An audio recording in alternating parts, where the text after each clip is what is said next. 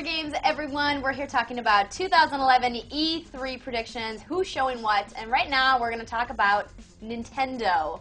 Obviously, Wii 2, I'm super excited to see Wii 2. Stop calling it that. Why? Totally not going to be Wii 2. What do you think they're That's going to the call it? worst- who Project knows? Cafe? That's the stupidest code name I've ever heard of. It's gonna have some silly Nintendo-fied name, like Bubble Magic or something. It'll be cool. We'll dig it. But it will not be Wii 2. Okay. It will not be Wii 2. But yeah, Nintendo is the odds-on favorite, I think, to steal the show as far as press conferences go.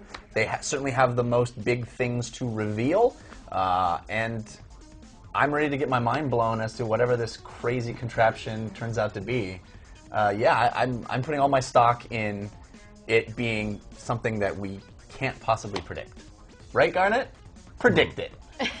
Well, I mean, I think that, there's little to predict here. They've already said that they're going to demo a new machine.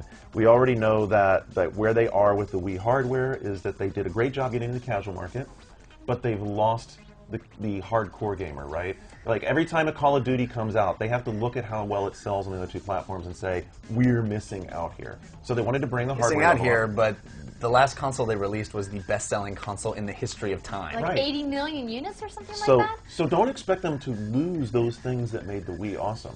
Like, you're still absolutely going to be able to use your Wii handle to play games with this new system. That's a given. But then you look at that stuff about the crazy deal with the touchpad and all that. Now, Yeah, Now that was what I thought looked really cool. There's been so many fan mock-ups online available of what these new controllers are going to look like, and they're saying, oh, well, it's going to be like the old Dreamcast controllers, and then there's like, well, it's going The to have return like of the VMU. a 6-inch touchscreen on it. It's weird. I think the biggest mistake they could make, and I fear that they might do that, is not recognize that price is the reason we sold as well as did. Yes, they offered the consumer something they had never done before, but if they come out and they try to compete with Microsoft and Sony and make the mistake that especially Sony made with the PS3 launch, which is pricing outside the market, I think that could be... Man, I really disagree with you that price was the reason we sold. Really? Because Wii was such a sellout that first holiday season that people were willing to spend up to 2 and 3 times the sticker price to buy the doggone thing off of eBay. So, obviously it wasn't price prohibitive, it was that people really bought in this idea of,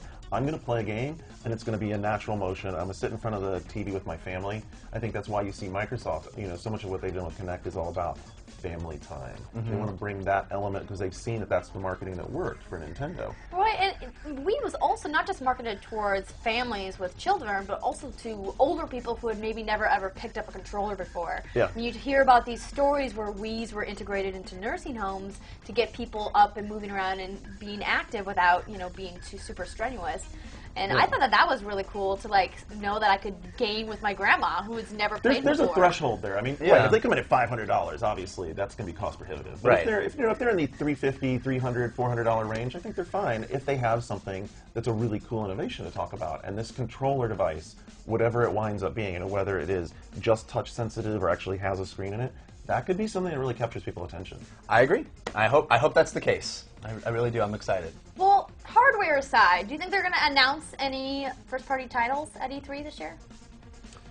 Yeah, I mean, I think that Mario that was teased at GDC for 3DS, hopefully we see more about that.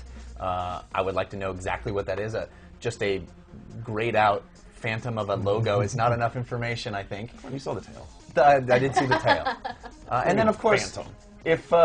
if we don't get some titles that...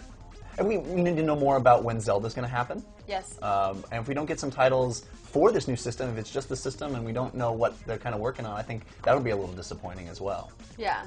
Well, Nintendo's never been one to have a big first-party lineup, and that has to be another reason that they're interested in getting into, where they're more third-party friendly. So if they project this console to be a 2012 release, there might not be more than 1 or 2 more big Wii titles coming from Nintendo. Right? Well, that's true. I guess I never thought about that. Do you think that they're going to be doing integration with some of the titles that are scheduled to launch in 2012 with their new hardware? Wouldn't that make sense? Well, we saw that with Twilight Princess. To say they did with Twilight Princess. Yeah. Could Skyward Sword be the next one? I think that's the question everybody has on their lips, and that's one thing we'll answer in a couple of weeks. Yep. All right. Well, you heard them. It's happening in a couple of weeks. I'm most excited to see Wii 2, regardless of what Garnett says. It's Wii 2. All right, you guys. We'll be back with more on E3 predictions in just a little bit.